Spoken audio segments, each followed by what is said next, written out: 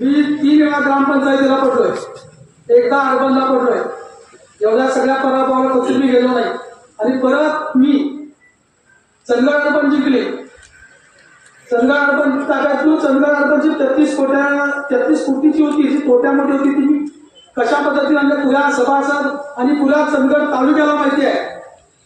अरे ज्याचा धंदाच खोटा, जो खोट्यातच उभा राहिलाय तो माझ्यावर आरोप करतोय. किती लोकांचे संसार उद्ध्वस्त केले हे चंदगडकर साहेबांनी सगळं सांगितलेलं आहे. काय तर माझं एकच मत आहे की प्रत्येकाने मत मागण्याचा सगळ्यांना अधिकार आहे. शांततेत मतदान करा, कुणाला धमकी देऊ नका. धमकी देतात मी तर या धमकीला घाबरणारा माणूस नाही. कितीतरी वर्ष झाली मी या राजकारणात आहे.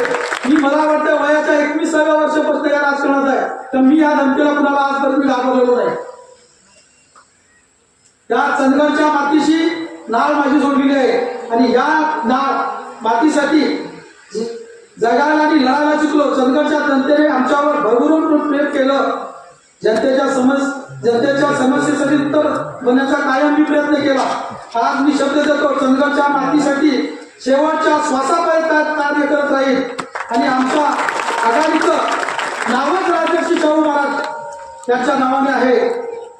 छत्रपती शाहू महाराजांचा बहुजनवादी विचार घेऊन पुढे कार्यरत राहणारी ही आघाडी. त्यामुळे कोणताही मतभेद जातीभेद न करता सर्वांना सोबत घेऊन काम करणारी ही आघाडी आहे. आम्हाला कुठल्याही प्रकारचे भेद करायचे नाहीये. आजपर्यंत सर्वांना सोबत घेऊन काम करत आलो.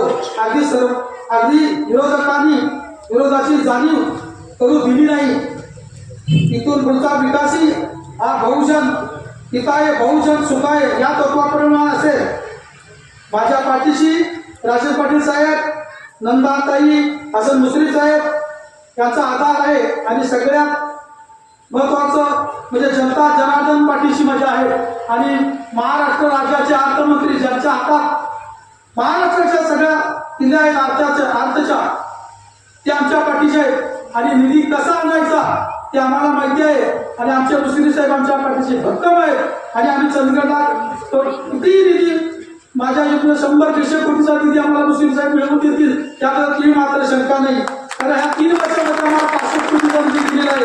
आणि जर मी निधी कुठल्या भागात दिला नाही असं जर म्हणायचं, जे माझ्यावर आरोप होत आहेत, माझ्या भावाच्या फॅक्टरीने नेला कुणाचे, अरे मी गोरगावाच्या घरापर्यंत गेलेला आहे. ह्याच्यात जर कुणाला जर 3 वर्षाचे काय, या सगळ्यांनी माझी पुस्तिका बघा. ज्या शिंदेवाडीमध्ये एक कोटीचा रस्ता त्या बाजूला मी गेलाय, तो जाऊन बघा. आज त्या शेतकऱ्यांचे कवडी भावानी जमीन जाणारी आज कोट्यामध्ये ती जमीन जाणार आहे. तिथं आज 10 लाख रुपये एकर असणारी जमीन 60-65 लाख रुपये एकरची जमीन जाणार आहे. आणि या सगळ्यांनी मी जो गावात जो विकास केला आहे, 80% गावामध्ये गटर, रस्ते, हायमॅक्स आणि तिथं देवाची तळी, नगरपंचायतीची इमारत आणि सुसज्ज वाचनालय हे सगळं उभा केलेलं आहे. ती प्रत्यक्ष याच्यामध्ये बघा, कुठेही मी कमी पडलेलो नाही. आणि याच्यापुढे मी जनतेसाठी कुठेही कमी पडणार नाही, ही माझी ग्वाही आहे.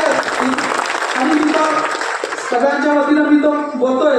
मला इथं बोलायची संधी मिळाली, त्याबद्दल मी सगळ्याचं आभारी आहे. आणि इथंच थांबतो. जय हिंद, जय महाराष्ट्र. आणि म्हणून आमचा नगरसेवक कसा असला पाहिजे, तुम्हाला क्षेत्र घ्यायला काय आहे म्हणजे टाकीतून घराकडे जाऊन मागायला व्हावा, त्याचं दुखणं बरं करण्यासाठी तुमचं सुख, तुमचं दुःख या नगरसेवकाचं सुख दुःख असलं पाहिजे.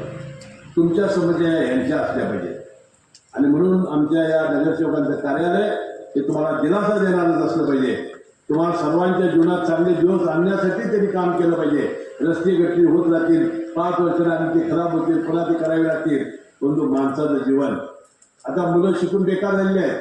आता इथं मी ऐकले की 2 नंबरचे धंदे वाढलेले आहेत, जे वाढलेले आहेत.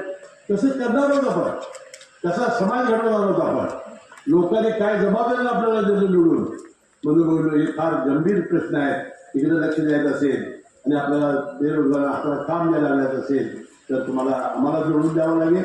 आणि येणाऱ्या 2 तारखेला आपल्या नारळ चिन्हासमोर बटन दाबून आपण प्रचंड मताने दयानंद कानेकरांनी आमच्या 17 वेळेला निवडून द्यावं अशी कळकळीची विनंती करतो आणि 3 तारखेला मिरवणुकीला बोलवावं अशी विनंती करतो आणि आपल्याला